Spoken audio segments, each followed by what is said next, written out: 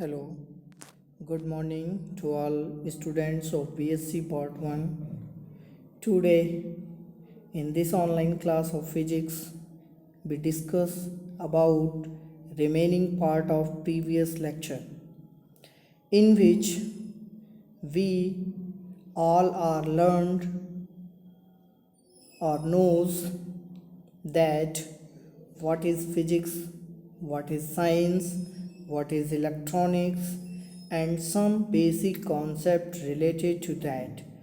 Our main topic in unit first is current varying. It means that variation in current in positive or negative direction.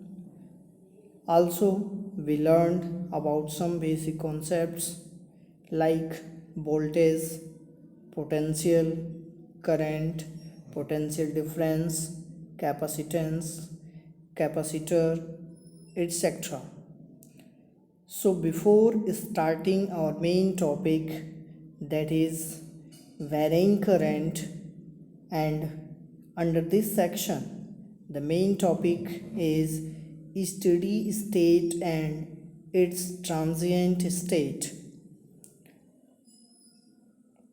We also try to know about some another basic concepts like what is resistance, what is resistor, also what is its main character. So let's start our today's topic, which is also related with our previous lecture.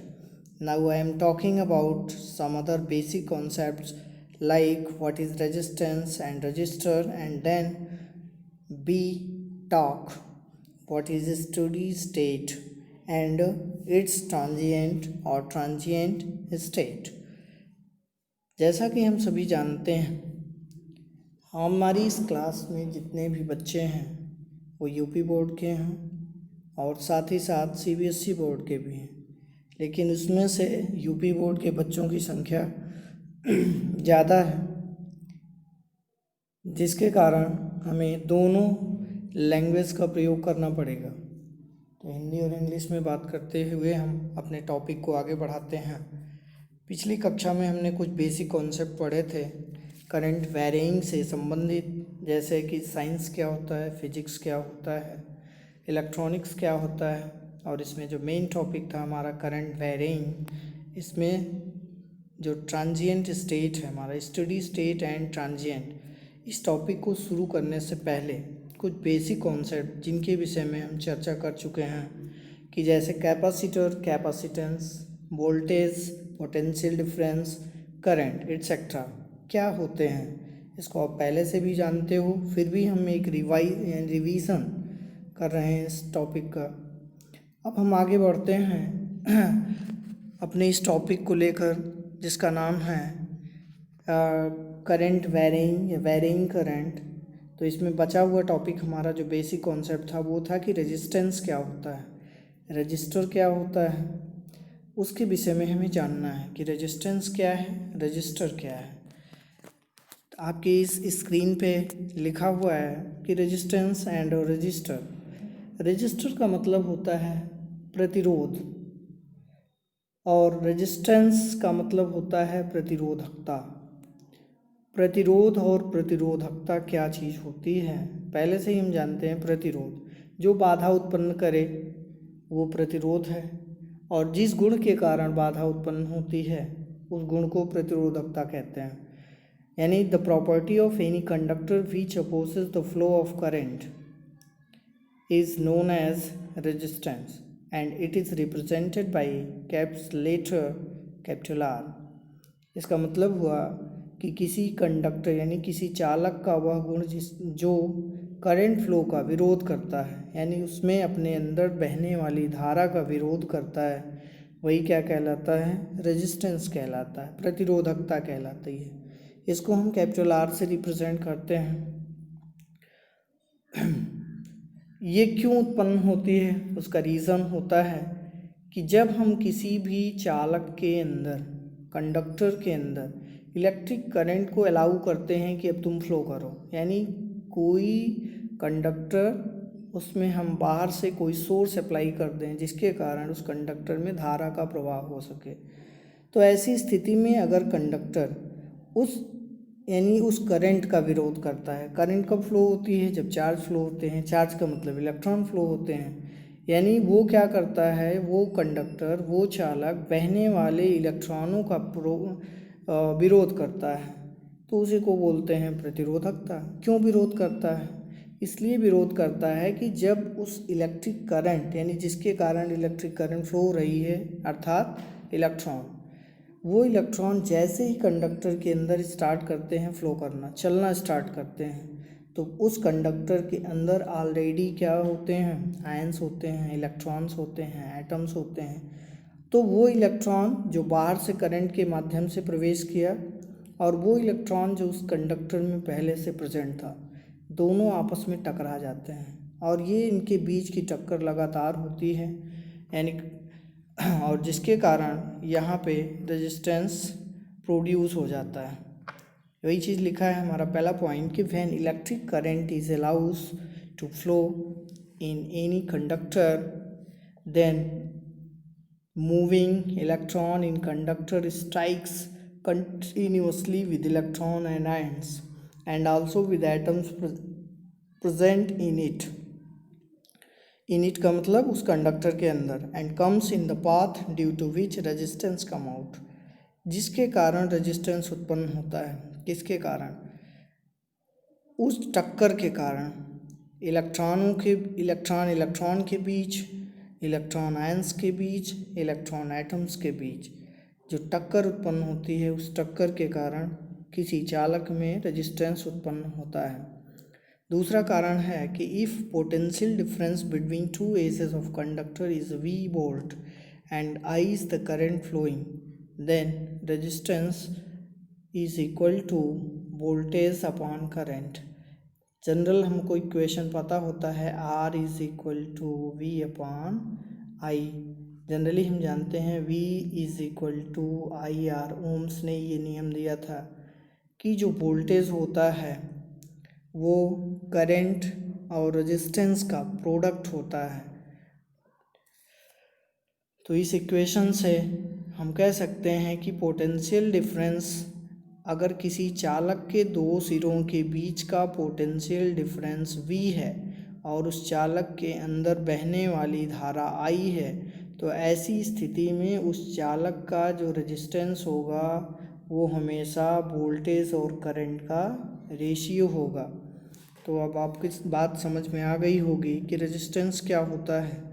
Resistance क्या है, फिर से एक बार हम revise कर देते हैं। The property of any conductor which opposes the flow of current is known as resistance and resistance can be represented by capital R। Why it is produces in any conductor, उसका reason है कि when an electric current is allowed to flow in any conductor, then moving electron in that conductor strikes continuously with electrons and ions and also with atoms present in conductor and comes in the path due to which resistance come out।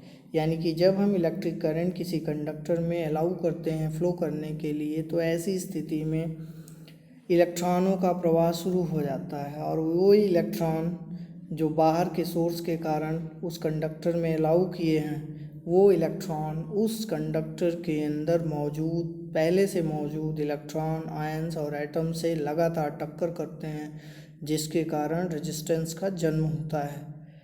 दूसरा कारण है यानी दूसरा reason है, दूसरा term में हम इसको डिफाइन कर सकते हैं कि किसी कंडक्टर के दो सिरों का जो पोटेंशियल डिफरेंस है, अगर वो V है, V वोल्ट है और उस कंडक्टर में बहने वाली धारा वो I एम्पियर है, तो ऐसी स्थिति में जो रेजिस्टेंस होगा कंडक्टर का वो R बराबर क्या होगा, V अपॉन I होगा। It means resistance of that conductor is always ratio of voltage and current flowing in it. ये हमारा हो जाएगा रेजिस्टेंस। अब बात आती है कि किसी चालक का रेजिस्टेंस किन किन बातों पर निर्भर करता है। तो आइए हम नेक्स्ट स्लाइड में देखते हैं कि resistance of any conductor depends upon, किसी भी कंडक्टर का रेजिस्टेंस किन किन बातों पर निर्भर करता है, तो वो निर्भर करता है nature of matter of that conductor, temperature of conductor, length of conductor and area of cross section of that conductor. इन 4 बातों पे वो निर्भर करता है। पहला क्या है, पहला पॉइंट है कि कंडक्टर का जो पदार्थ है, यानी जिस पदार्थ से वो बना हुआ है उस पदार्थ के गुण पर, उसकी प्रॉपर्टी पर निर्भर करता है। दूसरा, उसके टेम्परेचर पर निर्भर करता है कि कंडक्टर का वर्तमान टेम्परेचर क्या है। तीसरा, डिपेंड करता है कि उसका लेंथ कितना है, लेंथ पे भी निर्भर करता है। और चौथा, एरिया ऑफ क्रॉस सेक्शन पे निर्भर करता है, अनुप्रस्थ काट, किसी चालक की अनुप्रस्थ काट पर भी ये निर्भर करता है। तो ये 4 फैक्टर हैं जिन पे हमारा रेजिस्टेंस डिपेंड करता है। Now I am talking what is register. ये तो बात हो गई रेजिस्टेंस यानी प्रतिरोधकता की। प्रतिरोधकता किसी चालक का वह गुण है जिसके कारण वह अपने अंदर बहने वाली धारा का विरोध करता है। ये तो हो गया गुण। अब बात करेंगे कि प्रतिरोधक है क्या, यानी रजिस्टर क्या है। तो हम उसको सामान्य रूप से परिभाषित कर सकते हैं कि the conductor which oppose flow of current through it is known as resistor, यानी वह चालक जो अपने अंदर बहने करंट को बहने से रोकता है या बहने वाले चार्जेस का विरोध करता है, तो वही क्या कहलाता है, रजिस्टर कहलाता है। तो ये हमारे कुछ बेसिक कॉन्सेप्ट्स हो गए। Now let us talk about main topic that is steady state and transient state, जो कि हम पिछली कक्षा से ही इसका प्रयास कर रहे हैं कि इसको हम बताएं आपको कि क्या होता है। लेकिन उससे रिलेटेड जो बेसिक कॉन्सेप्ट थे, बेसिक टर्म्स थे जो इस टॉपिक के अंदर आएंगे, उनको हम डिफाइन कर चुके हैं। Resistance, capacitor, capacitance, voltage, current etcetera, some basic topics. Now I am talking about steady state and transient. Steady state क्या होता है, ट्रांजिएंट क्या होता है, तो इसको हम टुकड़ों में जानते हैं कि स्टडी स्टेट है क्या, फिर क्या जानेंगे ट्रांजिएंट स्टेट क्या है, स्टडी रिस्पांस क्या है, ट्रांजिएंट रिस्पांस क्या है। तो आप ध्यान से पहले अपनी स्लाइड को पढ़िए, इसमें क्या लिखा है। लिखा है let us consider a circuit having a DC source and inductance or capacitance in series with resistance. When the source is switched on, the process of energy storage starts and the circuit voltage and current build up gradually rather than instantly. When the capacitor inductor has stored the energy to its full value, the circuit voltage and current do not change with time anymore, and the circuit is said to have acquired steady state. There is a error, this word is not taken by mistake, it is printed। अब हम बात करते हैं क्या है ये, इसको समझते हैं। लिखा है कि let us consider a circuit. सबसे पहला काम क्या है कि हम एक इलेक्ट्रॉनिक सर्किट ले लेंगे जिसमें क्या होगा, रेजिस्टेंस होगा, इसी में क्या लगा होगा, कैपेसिटर लगा होगा, चाहे हम इसको ऐसे लगा सकते हैं यानी सीरीज़ में है।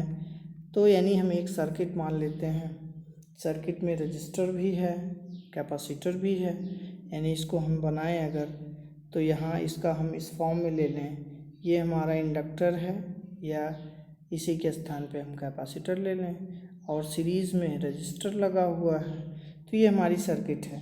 कहीं ना कहीं इसको जाके हम जोड़ देंगे एक्सटर्नल बैटरी से, प्लस माइनस से, यहाँ प्लस हो जाएगा, यहाँ पे माइनस हो जाएगा, और आगे चल के इसमें स्विच भी ऐड कर देंगे जिससे हम सर्किट को कंप्लीट कर सकें।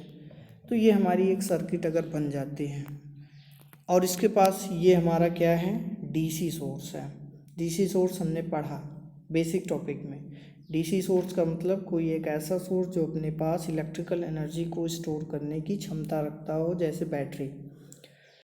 तो let us consider a circuit, एक सर्किट हम लिए जिसके पास एक डीसी सोर्स है, ये हमारा डीसी सोर्स है, एंड इंडक्टेंस, ये इंडक्टेंस है जो चार्जेस को स्टोर करता है, यानी एक बार स्टोर करता है फिर रिलीज़ करता है। तो ये हमारे पास सर्किट हो गई जिसमें डीसी सोर्स है, इंडक्टेंस या कैपेसिटेंस, दोनों में से कोई एक, और वो सीरीज़ में कंडक्ट कर यानी ऐड है किसके साथ, रेजिस्टेंस के साथ, इन सीरीज विथ रेजिस्टेंस। अब तो ये काम हो गया। अब यहाँ पे एक स्विच लगा देते हैं जिसको ऑन करने से सर्किट कंप्लीट हो जाएगी, ऑफ करने से सर्किट इनकम्प्लीट हो जाएगी। तो when the source is switched on, अब यहाँ से सोर्स को हम स्विच ऑन करते हैं यानी सर्किट कंप्लीट कर देते हैं, स्विच ऑन कर दिया। Then the process of energy storage start, जैसे इसको हम स्विच ऑन करेंगे तो इलेक्ट्रॉन का फ्लो इस सर्किट में होगा, और जब फ्लो होगा तो वो किसके कांटेक्ट में आएगा, इस कैपेसिटर के यानी कैपेसिटेंस या इंडक्टर के। जब इसके कांटेक्ट में आएगा तो इसका गुण क्या है कि वो चार्जेस को स्टोर कर लेता है। अब वो चार्ज को स्टोर कर लेगा और स्टोर करने की जो क्रिया होगी, प्रक्रिया होगी, उसको बोलते हैं चार्जिंग। तो storage starts and circuit voltage and current build up gradually.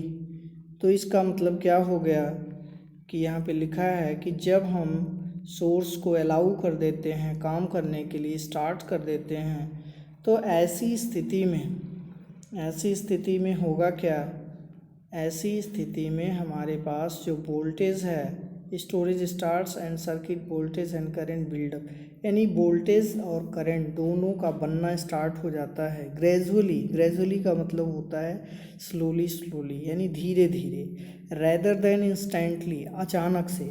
अच्छा, यहाँ कहने का आशय है कि यदि हम सर्किट लेते हैं जिसमें इंडक्टर या कैपेसिटर लगा हुआ है और सीरीज़ में रजिस्टर लगा हुआ है, उसके पास एक डीसी सोर्स है, जैसे ही हम सर्किट को ऑन करते हैं तो जो कैपेसिटर है या इंडक्टर है वो क्या करता है, process of energy storage, energy store करने की प्रक्रिया वो स्टार्ट हो जाती है, और सर्किट में वोल्टेज और करंट का जो बनना है वो धीरे धीरे चलता है, ना कि अचानक से। And when the capacitor inductor has stored, और जैसे ही कैपेसिटर या इंडक्टर ऑब्लिक है एनर्जी का स्टोरेज कर लेता है अपनी फुल वैल्यू तक, then the circuit voltage and current do not change with time. The circuit voltage, circuit के अंदर मौजूद वोल्टेज और करंट वो do not change with time, उस समय के साथ परिवर्तित नहीं होते। And more time any more, and the circuit is said to be have acquired steady state, यानी कहने का मतलब है कि व्हेन कैपेसिटर और इंडक्टर दोनों में से कोई एक अगर उस सर्किट में लगा है तो अपनी एनर्जी को इतना स्टोर, मैक्सिमम वैल्यू तक स्टोर कर लेता है, जिसके कारण सर्किट का वोल्टेज और करंट दोनों ही परिवर्तित नहीं होता, किसके साथ, समय के साथ। तो ऐसी स्थिति में जो सर्किट है उसी को क्या बोलते हैं कि उसने स्टेडी स्टेट को एक्वायर कर लिया है। कहने का आशय है कि कोई सर्किट है, इलेक्ट्रॉनिक सर्किट, जिसमें कैपेसिटर या इंडक्टर लगा हुआ है इन सीरीज विथ रजिस्टर, और उस सर्किट के पास एक डीसी सोर्स है। डीसी सोर्स को अगर हम अलाउ ऑन कर देते हैं, सर्किट को हम कंप्लीट कर देते हैं, तो चार्जिंग स्टार्ट हो जाता है। चार्जिंग का मतलब है स्टोरेज ऑफ एनर्जी, ये जो प्रक्रिया है कैपेसिटर या इंडक्टर की एनर्जी स्टोर करने की वो स्टार्ट हो जाती है। तो ऐसी स्थिति में सर्किट के अंदर जो करंट है और वोल्टेज है उसका भी फॉर्मेशन या इन्वॉल्वमेंट स्टार्ट हो जाता है, लेकिन वो धीरे धीरे होता है, ना कि अचानक। अगर यही हमारे पास इंडक्टर नहीं होता तो वोल्टेज भी बहुत तेज़ी से फॉर्म हो जाता है, यानी पोटेंशियल डिफरेंस, और उसमें धारा यानी करंट का भी बनना बहुत तेज़ी के साथ होता है। लेकिन चूंकि चार्जेस का स्टोरेज यहाँ पे हो रहा है, चार्ज जैसे ही आपके इंडक्टर पे पहुँच रहे हैं, कैपेसिटर पे पहुँच रहे हैं, तो उसके पास गुण है कि उन चार्जेस को वो आगे जाने के लिए अलाउ नहीं करता, उनको स्टोर कर लेता है। तो ऐसी स्थिति में उस सर्किट का वोल्टेज और करंट वो तेज़ी से बढ़ने के बजाय धीरे धीरे उसमें इम्प्रूव करता है, और एक ऐसी स्थिति आती है कि जब कैपेसिटर या इंडक्टर मैक्सिमम वैल्यू को स्टोर कर लेता है, फुल वैल्यू जितनी उसकी क्षमता है उतना स्टोर कर लेता है, तो ऐसी स्थिति में वोल्टेज और करंट उस सर्किट में समय के साथ परिवर्तित नहीं होते, और यही स्थिति उस सर्किट की क्या कहलाएगी, स्टडी स्टेट, या हम कह सकते हैं कि सर्किट ने अब अपनी स्टडी स्टेट को एक्वायर कर लिया, यानी अब यहाँ पे धारा और वोल्टेज यानी वोल्टेज और करंट दोनों में कोई परिवर्तन नहीं हो रहा है, then it is known as steady state of that circuit. अब हम बात करते हैं अपने नेक्स्ट पॉइंट की, steady state response. Steady state तो समझ में आया कि सर्किट है, सर्किट में कैपेसिटर या इंडक्टर है, सीरीज में रजिस्टर लगा हुआ है, डीसी सोर्स है, डीसी सोर्स से धारा यानी चार्ज को हम अलाउ करते हैं सर्किट में फ्लो करने के लिए, कैपेसिटर इंडक्टर स्टोर कर लेता है उसको, करंट और वोल्टेज का जो प्रवाह है, वृद्धि है, वो बंद हो जाती है, तो सर्किट अपनी स्टडी स्टेट को गेन कर लेती है। रिस्पांस की बात आती है कि what is steady state response. The current in the circuit और voltage across the element under steady state condition is known as steady state response. Steady state response का मतलब क्या हुआ कि जब स्टडी स्टेट सर्किट की कंप्लीट हो गई, कोई करंट कोई वोल्टेज वैरी नहीं कर रहा है समय के साथ, तो ऐसी स्थिति में सर्किट के जितने भी एलिमेंट्स हैं, एलिमेंट का मतलब चाहे हमारा रजिस्टर हो, कैपेसिटर हो, उसके अंदर मौजूद करंट या वोल्टेज, वही क्या कहलाता है, study state response. Now we talk second point, that is transient state, because main topic is steady state and transient। तो इस सर्किट में दूसरी स्टेट आती है कि what is transient state. Transient state क्या है कि when the source is switched of. अब अगर हम सोर्स जो बैटरी लगी है उसको बंद कर देते हैं, एक बार स्विच ऑन करते हैं फिर ऑफ करते हैं, when the source is switched off the energy stored in the inductor और capacitor releases gradually and it does not permit the circuit voltage and current to fall abruptly to zero, but takes a finite time during the storage or decay, then the circuit is said to be transient state। किसी circuit का, किसी electronic circuit का transient state वह अवस्था, state का मतलब अवस्था, वह स्टेट होता है जिसमें आफ्टर चार्जिंग जब सर्किट का एलिमेंट लाइक कैपेसिटर और इंडक्टर अपनी फुल एनर्जी को स्टोर कर लेता है, और उसके बाद हम सोर्स जो डीसी सोर्स बाहर से अप्लाई करते हैं सर्किट में, उसको स्विच ऑफ कर देते हैं, यानी अब चार्ज का कोई फ्लो सर्किट में नहीं हो रहा है बाहर से। तो क्या होगा कि जो कैपेसिटर या इंडक्टर ने ऑलरेडी एनर्जी का स्टोर किया हुआ है, चार्जेस का स्टोर किया हुआ है, वो अब रिलीज़ करना स्टार्ट कर देगा। अब वो जो रिलीजन होगा वो अचानक से यानी फास्ट वे में नहीं होगा, वो धीरे धीरे होगा, और वो किसके थ्रू रिलीज़ होगा, जो रजिस्टर लगा हुआ है उस रजिस्टर के थ्रू रिलीज़ होगा।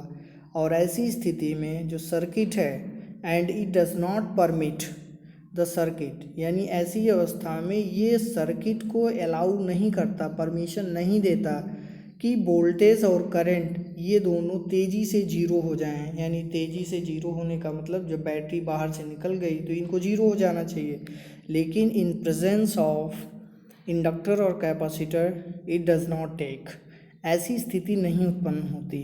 तो क्या होता है कि इसको जीरो तक आने के लिए कुछ टाइम लग जाता है, टेक्स अ फाइनाइट टाइम, कुछ निश्चित समय ले लेते हैं हम। तो ड्यूरिंग द स्टोरेज, तो ऐसी स्थिति में चाहे वो स्टोरेज हो यानी एक बार चार्जिंग फिर डिस्चार्जिंग, डीके, स्टोरेज और decay, the circuit is said to be transient state. यही हुआ हमारा ट्रांजिएंट स्टेट। तो यहाँ पे हमारा डीके कंडीशन स्टार्ट है, जब हम बैटरी निकाल देते हैं तो क्षरण होता है, जो चार्ज पहले से स्टोर हैं वही हमारे रिलीज़ होते हैं, तो इसी को बोलते हैं डीके कंडीशन। तो यही कंडीशन चाहे चार्जिंग की कंडीशन में हो कि करंट तेज़ी से मैक्सिमम वैल्यू को गेन ना कर पाए, कुछ टाइम ले, या जब हम बैटरी बाहर रिलीज़ कर दें तो वो करंट और वोल्टेज ज़ीरो ना हो जाए अचानक से, उसमें कुछ समय लगे, तो ऐसी अवस्था को सर्किट की ट्रांजिएंट स्टेट बोलते हैं। Now let us talk transient response. तो जैसे हमने पढ़ा कि स्टडी स्टेट रिस्पॉन्स यानी उस मैक्सिमम वैल्यू को जब कैपेसिटर ने गेन कर लिया था तो उसके एलिमेंट में जो वोल्टेज होते हैं और जो करंट होते हैं उसी अवस्था को क्या बोलते हैं, स्टडी रिस्पॉन्स। वैसे ही ट्रांजिएंट रिस्पॉन्स है कि the current in the circuit और voltage across the elements under transient state is known as transient response of the circuit। यानी चार्जिंग अथवा डिस्चार्जिंग के दौरान सर्किट के एलिमेंट के अंदर, एलिमेंट का मतलब कैपेसिटर और रजिस्टर, उसके अंदर मौजूद वोल्टेज और करंट, वही क्या कहलाते हैं, सर्किट के ट्रांजिएंट रिस्पॉन्स कहलाते हैं। यहाँ कंडीशन है कि during transient state the variation of voltage and current depends on circuit parameters. यहाँ ये आपका नोट्स है कि during transient state the variation of voltage and current depends on the circuit parameter.